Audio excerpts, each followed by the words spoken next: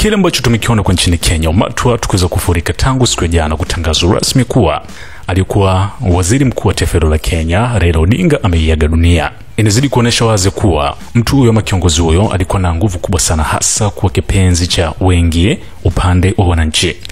Tumeona video mbalimbali leo mapema kabisa namna ambavyo mapokezi yalikuwa makubwa, hasa kwa wananchi kuhudhuria JKI kupokea mwili wake, lakini pia namna ambavyo watu walivunja geti na kupanda kwenye ndege ambayo ilikuwa imeubeba mwili huo, na fujo nyingi ambazo zilitokea mpaka kutangazwa kuwa uwanja wa kimataifa wa JKI umefungwa kwa muda kwa ajili ya kuepusha fujo na hasi ambazo huenda zingechukua nafasi baada ya hapo. Sasa taarifa rasmi ambayo imetoka imeeleza kuwa mwili wa Raila Amolo Odinga umepelekwa uwanja wa kimataifa wa michezo wa Moi Kasarani baada ya umati mkubwa wa watu kufanywa vigumu kufanyika kwa mpango awali wa kuhamisha mwili wake kama ilivyopangwa.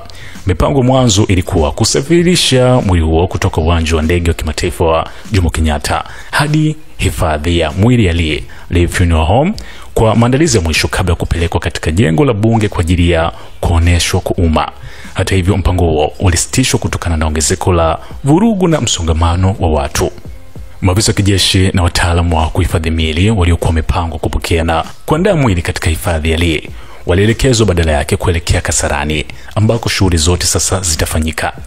Hiki ambacho nakiona hapa ni namna ambavyo watu katika maeneo mbalimbali Nairobi na maeneo mengine ya Kenya walivyokuwa wamefurika kuelekea Kasarani. Sasa hii ni moja ya video ambayo iliachwa mapema kabisa ikionyesha watu ambao walikuwa tayari wamekwisha kuanza kufurika kwenye uwanja huo kwa ajili ya mapokezi ya mwili wa Raila Odinga ambaye ameiaga dunia akiwa na umri wa miaka 80.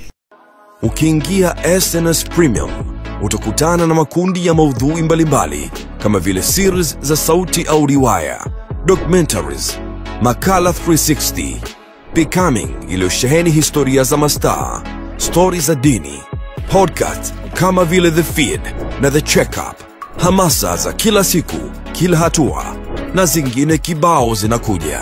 Pakua SNS Premium sasa. SNS Premium, jifunze, gundua, furahia.